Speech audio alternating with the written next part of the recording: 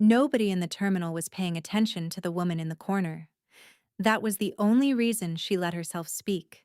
Vashti Crane had spent 11 days learning how to become invisible. She had learned which corners drew the least light and which benches sat farthest from the door. She had learned that if you kept your head down and your voice low and your children close, most people looked straight through you, the way people look through windows when they are too focused on where they are going to notice what is standing still. But Kala was 7 years old, and 7-year-olds ask questions that the world is not always prepared for. Mama. Kala's voice was smaller than the rain hitting the terminal roof. If we keep hiding, does that mean we did something wrong? Vashti opened her mouth, closed it, pressed her lips together against the answer that wanted to come out. And then Neve, who was 5 and had her mother's eyes and her father's talent for finding the center of a thing, looked up from the cracked floor with a directness that belonged to someone 3 times her age. If we go back home, she said, will he hurt you the same way or worse? Neve did not whisper it. She did not frame it as a fear or dress it in trembling. She said it the way a child says something she has already accepted as fact, the way she might ask about the weather or the time, because somewhere in the past year, the possibility of her mother being hurt had become as ordinary to her as rain. 30 feet away, a man stepped out of the shadow of a concrete pillar and stopped walking. He was not the kind of man who stopped for anything. His name was Caspian Vale, and in the city of Cairo Harbor, that name opened doors and closed mouths and made certain problems quietly disappear. He had not come to this terminal for any reason that involved compassion. He had come because a situation required his attention, and situations always required his attention because that was the nature of the world he had built and the price of the power he held. But he had stopped. The rain pressed against the roof above them. A loudspeaker announced a departure no one was listening to. A janitor pushed a mop across the far end of the hall without looking up. Caspian Vile stood in the shadow of that pillar, very still, the way dangerous men go still when something has caught them completely off guard. He reached into his coat, pulled out his phone, stared at it for a long moment without unlocking it. Then he put it away and turned his eyes back toward the corner where the woman and her daughters sat. He did not walk away. And no one in that terminal had any idea what that meant yet. But it meant something. Something that would take days to understand and a lifetime to fully measure. Cairo Harbor was the kind of city that had once believed in itself. It sat on the northern edge of a gray estuary where 2 rivers met the sea, and where, for about 40 years in the middle of the last century, the docks had run day and night, and the warehouses had hummed with the business of things being made and moved. The cranes along the waterfront had once been the tallest things on the skyline. Men had retired with pensions and bought houses 3 streets from where they were born and considered themselves fortunate. That era had ended before most of the city's current residents were old enough to remember it. What remained was something quieter. The docks still ran, but with a quarter of the workers. The warehouses had been converted into other things, storage facilities, and a paintball arena that had closed 2 years ago and whose sign still hung above the entrance in faded orange letters. The cranes stood at the water's edge like old men who had forgotten why they were still standing. The central bus terminal sat on the south side of the harbor district, a wide, low building from the 1960s with strip lighting that flickered at one end of the hall, and orange plastic seats bolted in rows along the walls. It smelled of floor cleaner and something underneath the floor cleaner that the cleaner had never fully reached.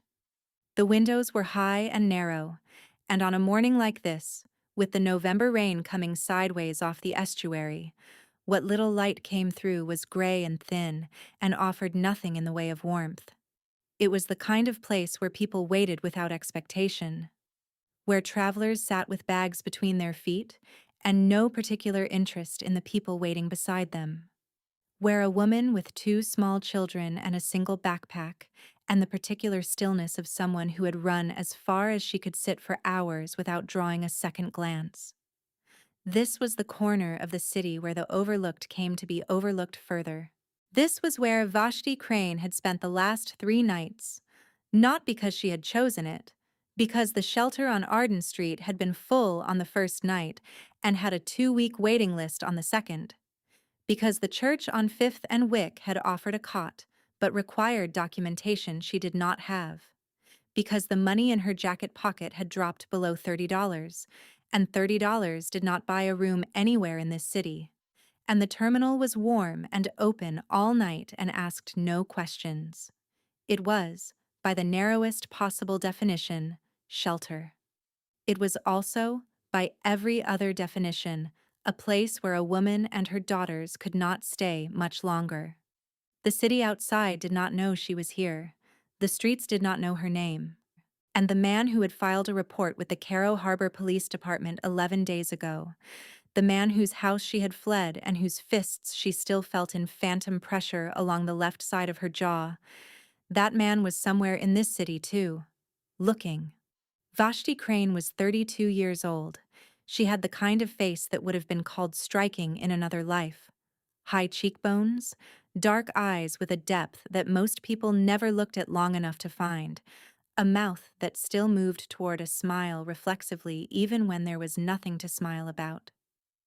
Her hair was black and thick, tied into a low knot at the base of her neck with a precision that comes from practice, the kind you develop when your hands have learned to do things automatically while your mind is somewhere else entirely, braced for impact, listening for footsteps, calculating exits. She had not slept longer than 2 hours at a stretch in 11 days, not because she could not close her eyes, but because closing your eyes when you have 2 daughters in your care and no locked door between you and the world is not something a body learns easily when it has spent 4 years being trained by fear to stay alert. Every sound registered. Every shift of movement at the edge of her vision snapped her back from sleep before she could fall. She wore a dark green jacket that had been hers before any of this, one of the few things that still was. Underneath it, a gray sweater washed in the terminal bathroom sink 2 nights ago and worn damp because there was no other option. Her jeans had a tear at the left knee from the night she ran, from moving so fast through the dark with Calla on her hip and Neve's hand in hers that she had caught her leg on the fence post and felt the fabric give, and felt nothing else, because there was no time to feel anything else. Calla was 7. She had her mother's cheekbones and a seriousness that made her seem older, the kind that settles into children who have spent too long watching adults for signs of what kind of day it was going to be. Her hair had been braided that morning. Vashti had done it by the light of her phone screen in the restroom at the far end of the hall at 6 in the morning, her fingers moving through the familiar pattern while Calla stood very still and did not complain about the time or the cold water from the tap. She never complained. That was the thing about Calla that broke Vashti quietly every single day. Neve was 5. She was smaller than Calla had been at 5. She had a gap between her 2 front teeth and a quality of absolute focus when she looked at things that reminded Vashti of someone trying to memorize something before it was taken away. She wore a red zip-up fleece and had a stuffed rabbit in the backpack that she had insisted on bringing the night they left. Vashti had not argued. You do not take a 5-year-old's rabbit on the night your whole world breaks apart. The backpack was the only luggage they had. Inside it, 2 changes of clothes for each girl, Vashti's identification documents in a waterproof sleeve, a phone charger, a half-eaten pack of crackers, and a small photograph of her grandmother grabbed without thinking on the way out the door. And $22.60. That was what remained. $22.60 standing between Vashti Crane and the kind of desperation that has no floor. The crackers would not last the day. The money would not last 2 more nights. Her phone had 14% battery and 1 bar of signal. Gareth Prine had filed a missing persons report and a custodial interference claim 11 days ago. Somewhere in the machinery of this city, a name was being matched to a description. The clock that had started running the night she walked out was getting closer to zero.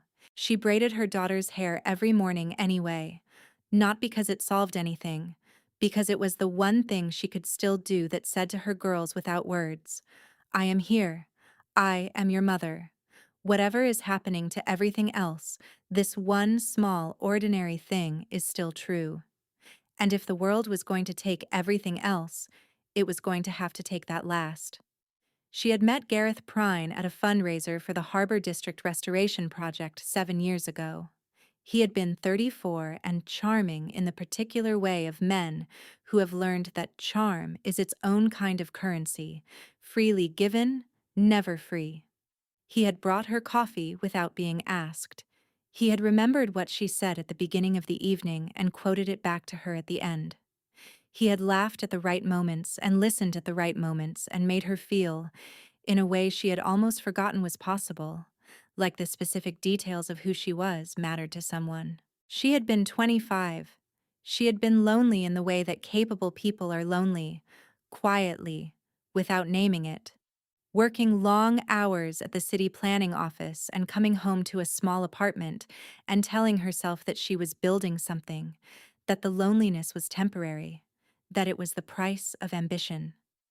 Gareth Prine had looked like the end of that loneliness. He had looked like the answer. The first sign had come 4 months into the marriage. Not a blow. Nothing so obvious. A comment about the way she laughed at a colleague's joke at a work dinner. Too loud, he said later, driving home. Too familiar. The way he said it was calm and specific, like a correction, like she had done something careless and he was simply noting it for her benefit. She had apologized. That was the moment she would circle back to later, in the long interior accounting that survivors do in the dark hours of the night. Not the comment itself. The apology. The way she had said sorry so quickly, so automatically, as if the error had already been established, and the only remaining question was the quality of her remorse. By the end of the second year, she no longer had contact with the 3 women she had called her closest friends. Gareth had not forbidden it. He had simply made each friendship uncomfortable enough, through comments, through manufactured suspicions, through the particular fog of tension he could generate whenever she mentioned them, that the friendships had quietly collapsed under the weight of his disapproval. One by one, the people who might have looked at her and said something is wrong had drifted away. Until there was no one left who knew her well enough to ask. That was the architecture of it. Not chains. The slow, methodical removal of every door. He hit her for the first time in the 3rd year.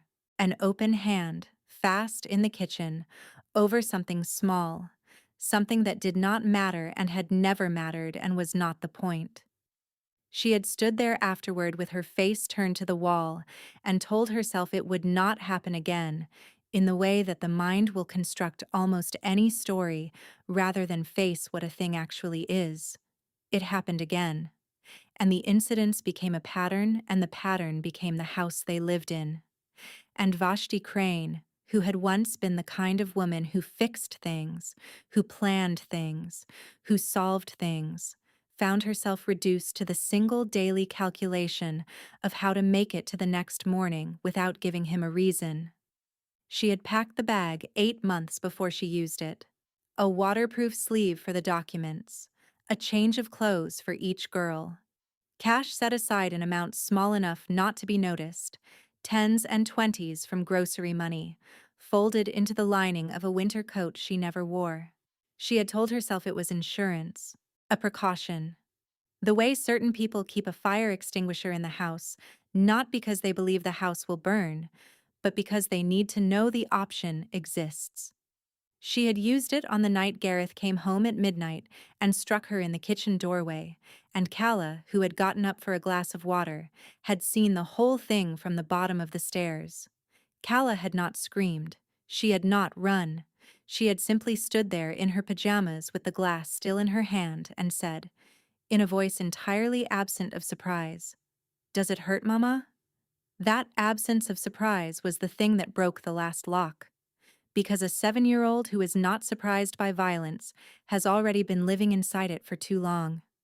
Because the damage was no longer only to Vashti's body. It was in the architecture of her daughter's expectations, in the grammar of what Kala had already come to consider normal. She had left 3 hours later. What she had not known, not fully, was that Gareth Prine was not simply a man with a temper. He was a senior administrator in the city's housing authority. He had spent 12 years cultivating relationships with people who wore badges and carried clipboards and processed paperwork. When he filed the missing persons report and the custodial interference claim, he had not filed them in the ordinary way. He had made calls, and the people he had called had listened. Somewhere in this city, those calls were still working. Caspian Vale was 58 years old, though most people who dealt with him professionally would have been surprised to know it, because he had the quality of a man who had stopped aging at the point where he had decided the world could no longer get to him. He was broad across the shoulders, with gray threading through dark hair he kept short. His face was angular and composed, the face of a man who had made a lifelong practice of revealing nothing. He ran an organization that operated across 4 counties surrounding Caro Harbor. He had a legitimate property development company, a shipping brokerage, and a security consulting firm that employed 40 people with licenses and offices on the 8th floor of a building on the harbor front.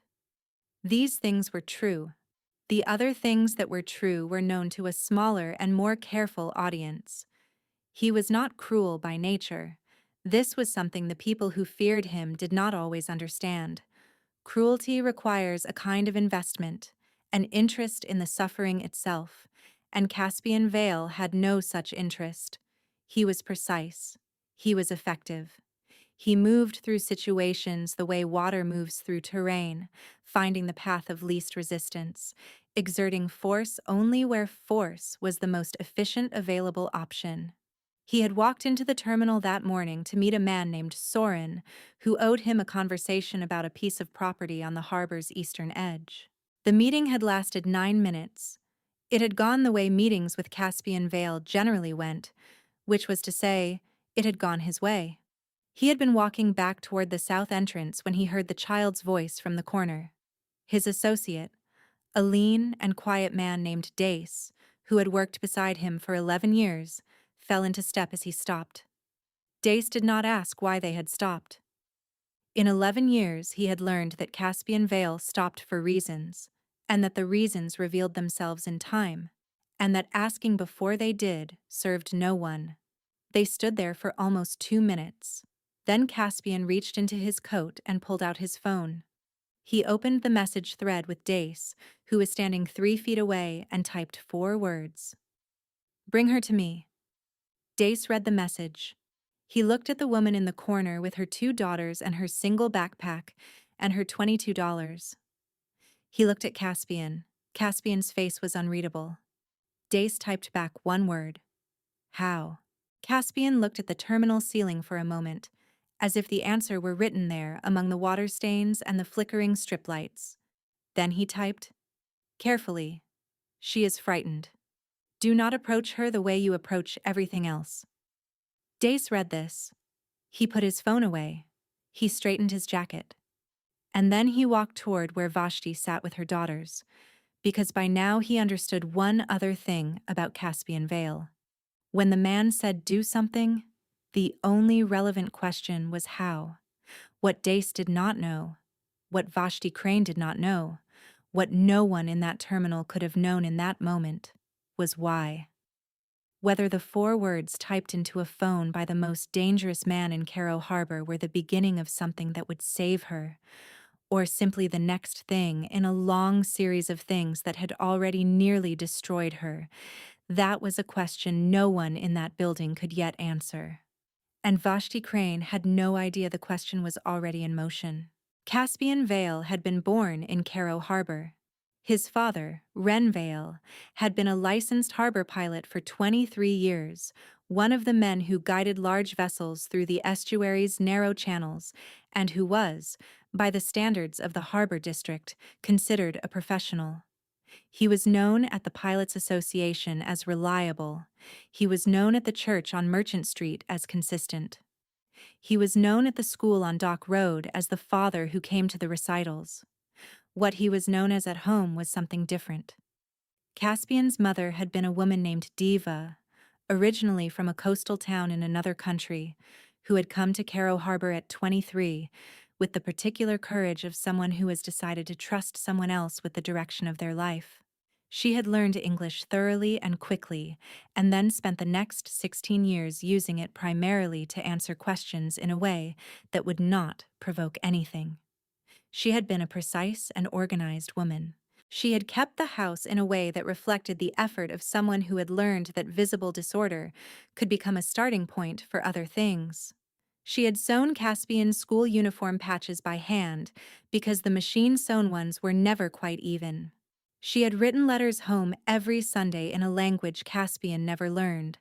She had smiled at the church and at the school and at the association dinners, and she had come home and been a different kind of quiet. Caspian had been 12 when he fully understood what the quiet was. He had been 16 when he understood that he could not fix it.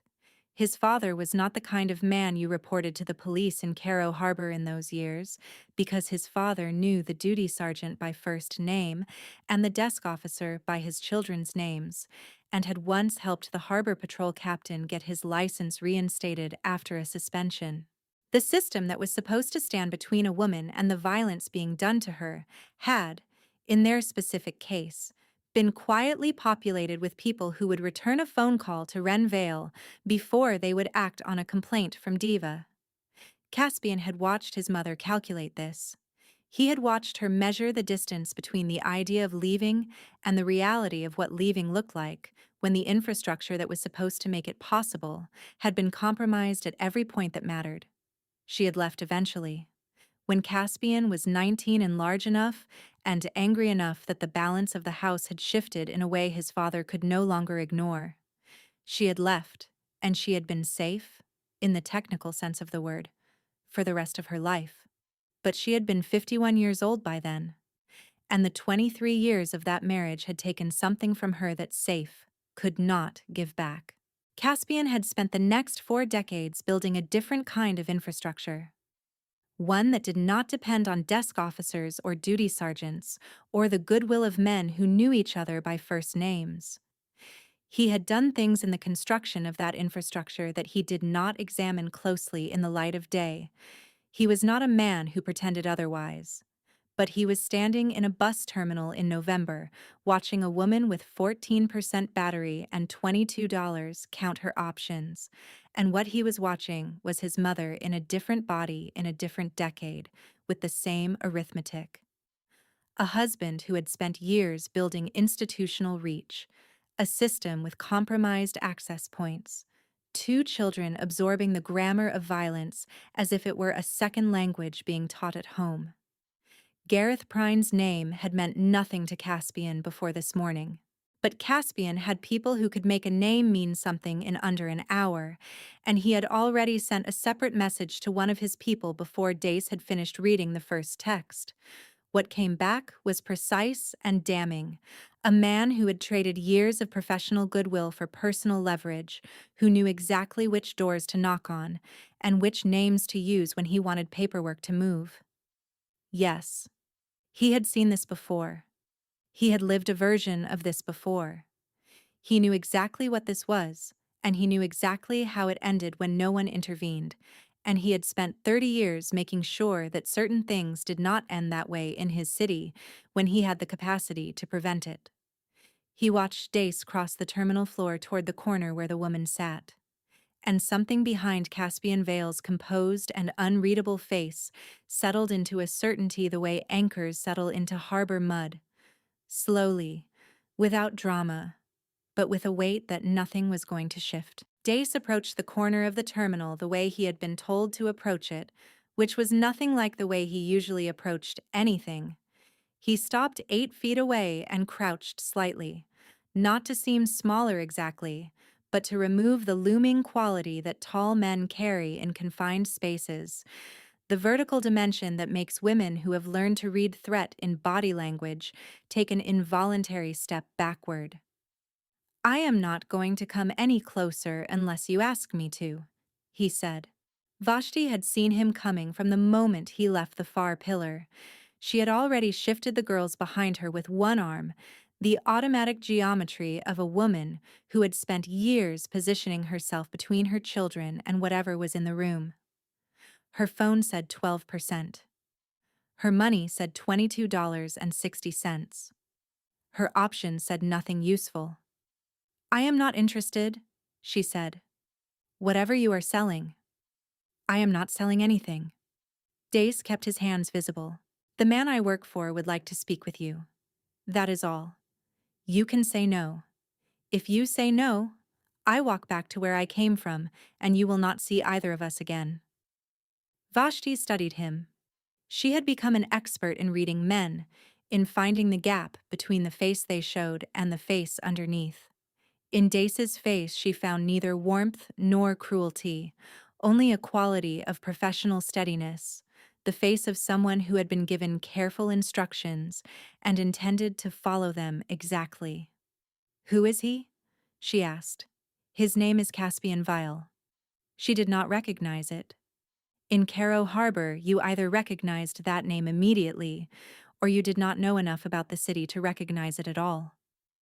Vashti had worked in city planning and lived in the quiet part of the harbor district, and had spent 4 years having her world systematically narrowed by a man who preferred she know as little as possible about anything beyond their own front door. What does he want? Before Dace could answer, Calla looked up from her place beside her mother and said, in the particular direct voice she used when she had decided something required clarity, "Does he want to hurt us?" Dace was quiet for exactly 1 second. Then he said, "No." "How do you know?" Calla asked. "Because if he wanted to hurt you," Dace said, "he would not have sent me over here to ask." Calla considered this with the thoroughness of a child who has learned not to accept the first answer at face value. Then she looked at her mother. Vashti looked at Dace. Then she looked across the terminal at the man standing by the pillar, broad and still, his hands in his coat pockets, watching with the quality not of a man who is calculating something but of a man who is waiting to see what she will choose. She stood. She put one hand on Calla's shoulder and kept Neve close at her side. She said, 5 minutes. Caspian did not move toward them. He waited at the pillar while Dace led them across the terminal floor, and when they stopped a few feet from him, he looked at Vashti with the level eyes of a man who has no interest in performance. He said, "Thank you for agreeing to speak with me." It was not what she had expected. Not from someone who looked like him. She said, "You have 5 minutes." He nodded once. "That is enough for what I need to say." What she did not know, what she had no way of knowing as she stood in that terminal studying the face of a man she had never met, was that while Dace had been crossing the floor toward her corner, one of Caspian's people had been running a quiet check on the status of the missing persons report that Gareth Prine had filed 11 days ago. The report had been upgraded that morning. Someone inside the department, someone with Gareth's number saved in his phone, had moved it to active status and flagged it for priority follow-up. The follow-up was scheduled for the following morning at 9 o'clock. She had less than 20 hours. There was a room on the 3rd floor of a converted warehouse on the harbor's western arm that Caspian used for conversations that required privacy without spectacle. It was furnished simply: a rectangular table, 6 chairs, a window that looked out over the gray water, a sideboard with coffee and a kettle that someone always kept filled.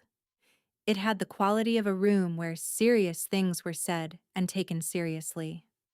Dace had driven them there in a car that was clean and warm and had a booster seat already fitted in the back that Neve climbed into without being asked, as if she had been waiting her whole life for someone to think of that specific detail. They sat at the table, Vashti and the girls on one side, Caspian across from them. He poured coffee for Vashti without asking and set orange juice in front of both girls. On the sideboard sat a plate of plain food, bread and butter and sliced fruit and 2 kinds of cheese. He did not announce it. He simply placed it within reach and said nothing. Neve studied the plate in silence. Then she looked at Vashti. Then she reached for a piece of bread with both hands, the sleeves of her red fleece sliding back over her small wrists, and ate with the focused intensity of a child who has not been certain where the next meal was coming from. Caspian watched this and said nothing. It was Vashti who spoke first. She had told herself in the car that she would give him as little as possible, that she would not hand her vulnerabilities to a stranger because he had provided orange juice and bread and cheese. But there was something in the quality of the room, in the silence Caspian offered without filling it, in the way he sat with his hands open and still on the table, and looked at her not with the evaluating gaze of a man assessing what she is worth, but simply waited, the way a room waits. That made something in her chest begin to loosen in a way she had not expected and could not immediately stop. "I left 11 days ago," she said. Her voice was low. She looked at the table. "I packed a bag I had been keeping ready for 8 months, and I took my girls and I drove for 6 hours and ended up here because I did not have anywhere specific to go. Somewhere without a direction felt safer than the direction I was coming from." She stopped. She looked at Kala, who was building something with 2 pieces of bread and a slice of cheese, absorbed and deliberate.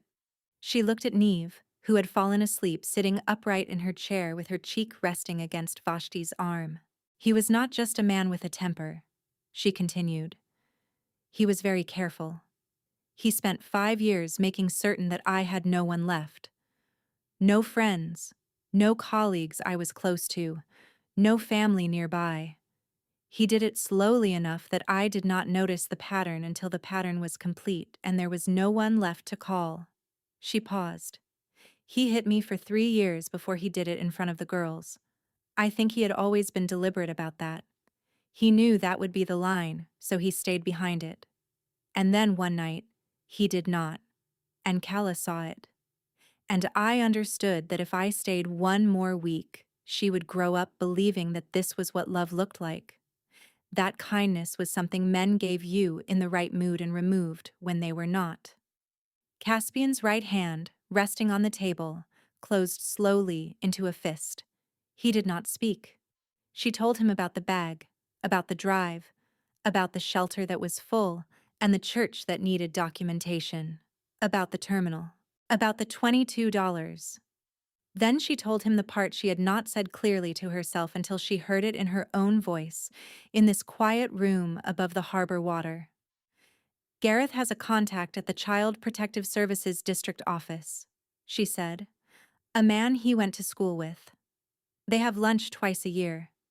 I found out because I saw the name in his phone once and asked. And he told me like it was something ordinary, like it was simply information I was expected to carry." She looked up, meeting his eyes directly across the table. "If that man processes the report before I have legal representation," she said, "he will find reasons to recommend that the girls are returned to Gareth pending investigation. Gareth knows how to present himself. He knows how to be exactly what a room needs him to be. And I will have nothing. No lawyer, no documentation, no address, and $22. He will have 12 years of relationships inside the system that is supposed to protect us." Her voice did not break, but her hands, pressed together in front of her on the table, were trembling. Caspian looked at those hands for a moment, then he looked at her face. What she found in his expression was not pity, which she did not want, and not calculation, which she would have distrusted, but something older and quieter and harder to name. Something that looked, in the gray November light coming off the harbor water, very much like recognition. He did not respond to what she had said by speaking. He responded by picking up his phone. The first call lasted 40 seconds. He said 4 things: a name, a case description in 2 sentences, the words "tomorrow morning," and the words, "I need her protected from that contact specifically." Then he hung up. The second call lasted less than a minute. He gave an address, said 2 weeks to start, and we will review after that, and asked that the apartment be ready by 6 in the evening. Then he set the phone on the table and looked at Vashti. "The woman I just called is named Orla Maddox," he said. "She is a family law attorney. She has practiced in this city for 26 years. In that time, she has handled approximately 200 cases involving domestic abuse, false custodial claims, and institutional interference in family court proceedings. Her record in those cases is not something I will quote to you because I think you are someone who would find the number less meaningful than the method, and her method is to treat every case as if the outcome is the only thing that matters.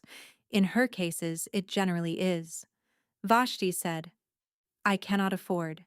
She is on retainer," Caspian said. He did not pause between her sentence and his. "Whose retainer?" "Mine. I am not telling you this so that you feel you owe anything to anyone. I am telling you so that you understand the resource exists, has already been engaged, and that what you do with it is entirely your decision." She stared at him. "There is also an apartment," he continued. "A serviced building on the harbor's north side, secure entry, key card access, a kitchen, and 2 bedrooms. It is registered under a name that has no connection to you or to me that any database Gareth Prine's contacts have access to could locate. It will be available this evening." "Why?" Vashti said. The word came out quietly, not aggressively, with the genuine bewilderment of someone who has operated for so long in a world where nothing arrives without conditions that unconditional things no longer register as real. Caspian was quiet for a moment. He looked at the harbor through the window. "Because the contact at CPS will attempt to process that file tomorrow morning," he said. "And by tomorrow morning, Orla will have filed an emergency motion in family court that will supersede it. But she needs tonight to build the documentation, and you need somewhere that is not a bus terminal to spend it." That was the practical answer. It was complete and sufficient, and he gave it without embellishment.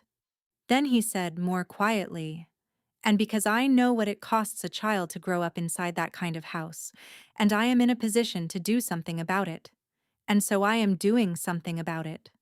He stood. He straightened his coat. Dace appeared in the doorway at precisely the moment he was needed, the way he always did. "One more thing," Caspian said. He looked at Vashti, then at Kala, who had looked up from her bread construction to watch him with that careful measuring gaze that missed nothing. He looked at Neve, still asleep against her mother's arm, her hands curled in her lap. "You are not going to be alone in this. That is not a promise about outcome. I cannot guarantee outcome. It is a statement about process.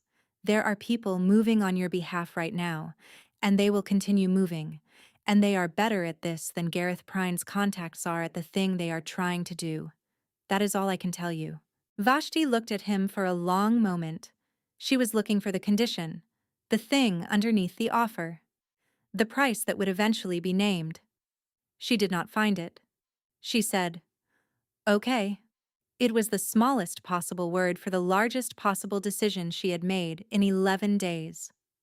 Caspian nodded once. Then he walked toward the door, and Dace stepped aside to let him pass, and neither of them looked back, because looking back was not something either of them had been trained to do. Orla Maddox called at 7:45 the following morning. Her voice was the voice of a woman who had stood in courtrooms for 2.5 decades and had learned that the most powerful thing a voice can do is not rise. She was specific and quick, and asked Vashti to tell her everything beginning at the beginning, and Vashti did. And Orla listened the way surgeons listen, identifying what was actionable and setting aside what was not, without letting any of it slow her down. She asked about the hospital visit 2 years ago for the fractured wrist that Vashti had described at the time as a fall. She asked about the school report that Kala's first-grade teacher had filed, noting unusual withdrawal in a child who had previously been socially engaged. She asked whether there were text messages, voicemails, or emails in which Gareth Prine had said anything that could be interpreted as threatening or controlling. "There are texts," Vashti said. "On a phone I left behind. I did not take it because he tracked it." "Tell me what they said as accurately as you can," Orla said. Vashti told her. Orla was quiet for 4 seconds. Then she said, "I am filing an emergency protective order this morning. I am also filing a motion to have the custodial interference claim reviewed by a judge with no existing relationship with Gareth Prine's professional network. And I am contacting the Domestic Violence Advocacy Unit at the Family Court to assign you a caseworker before the end of the day." "What about the CPS contact?" Vashti asked. "The one Gareth knows." "That file is already frozen," Orla said. "As of 40 minutes ago, it was flagged for independent review pending a conflict of interest inquiry. You do not need to concern yourself with that specific access point anymore." Vashti sat down on the edge of the bed in the apartment on the harbor's north side, in a room with 2 windows and a view of the gray water and a door with a key card lock and a deadbolt. She had tested 3 times since 6 the previous evening, and she pressed her hand over her mouth and breathed. The days that followed moved with a speed and a purpose that felt surreal after 11 days of stillness and the particular paralysis of having no next step. Orla filed the emergency protective order. A judge reviewed the documentation, the hospital record, the school counselor's report, the sworn account of the night Vashti left, the reconstruction of the threatening messages. The order was granted within 36 hours. Gareth Prine was served at his office in the Housing Authority on a Tuesday afternoon, which Orla had arranged deliberately because she understood that the most effective place to serve a man who controlled his world through the management of his public image was the place where that image mattered most.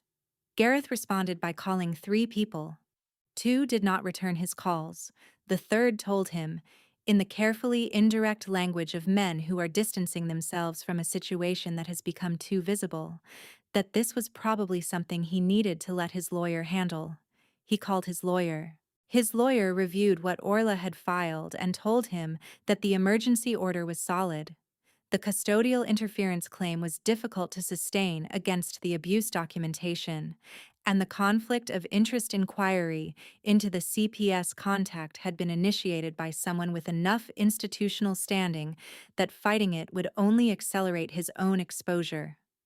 Gareth Prine was a man who had operated for a long time in an environment where his relationships were his leverage.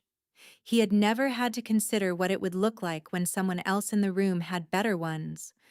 He was considering it now. The kidnapping report was reviewed by a detective named Farrow, who spent 2 days going through the timeline, the hospital records, the school reports, and Orla's documentation before writing 3 sentences in his case notes. No evidence of custodial interference. Substantial evidence of domestic abuse pattern. Recommend file closure and referral. The file was closed on a Thursday. Vashti did not know this until Orla called to tell her. She was sitting on the apartment floor with Neve, who was drawing something elaborate with colored pencils that had arrived in a bag of supplies left at the door by someone she had never seen. Kala was at a small table working on a worksheet from the school she had started 3 days earlier, 3 blocks from the apartment, in a classroom where no one yet knew her last name or what it had been attached to. Orla said, "The file is closed. You are not being searched for anymore." Vashti looked at her daughters in that quiet apartment above the harbor and felt something that she had not had the space or the safety to feel in 11 days. The specific and almost unbearable lightness of a weight that has finally been set down.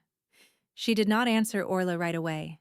She sat on the floor with Neve's drawing beside her, and Kala's pencil scratching steadily at the table and the gray harbor light coming through the windows, and she held the information for a long moment the way you hold something you have been carrying for so long that when the weight is removed, your body does not immediately know how to stand without it. Then she said, "Thank you." And the two words were so insufficient for what they were trying to carry that she almost laughed. That evening, she made dinner in the small kitchen of the apartment. Real dinner. Pasta from a box with a sauce from a jar. Nothing remarkable by any standard, except the standard of a woman who had been eating crackers from a gas station bag for 11 days and calling it enough. Kala set the table with the deliberate ceremony of someone performing an important ritual. Neve dragged a chair from one end of the kitchen to the other to be closer to the stove so she could watch. "Is it almost ready?" Neve asked. "Almost," Vashti said. Neve watched the pot for 30 more seconds with total concentration. Then she said, "Mama, when it is ready, can we eat it at the table? Like a real family?"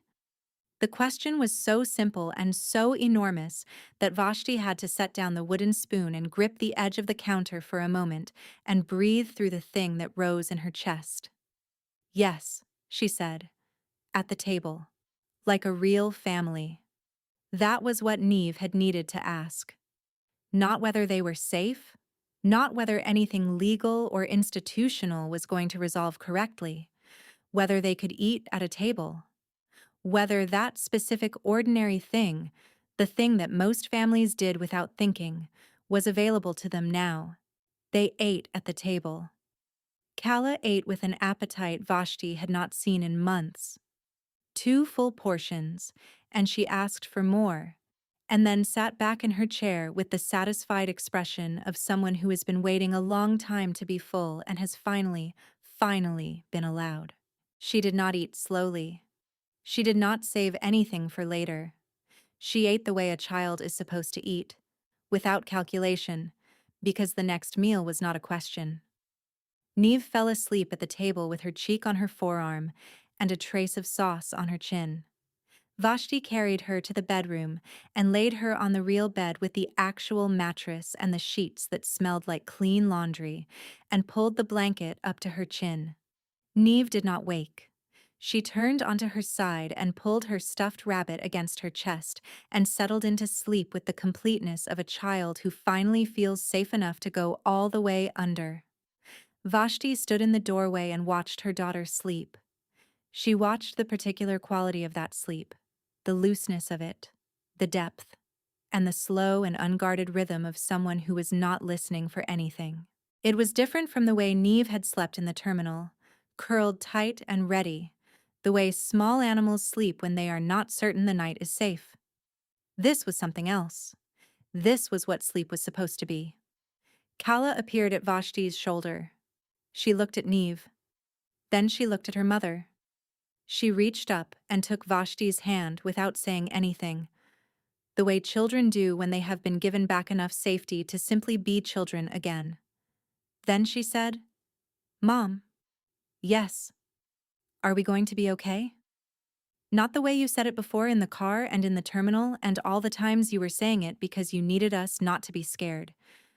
Actually, okay."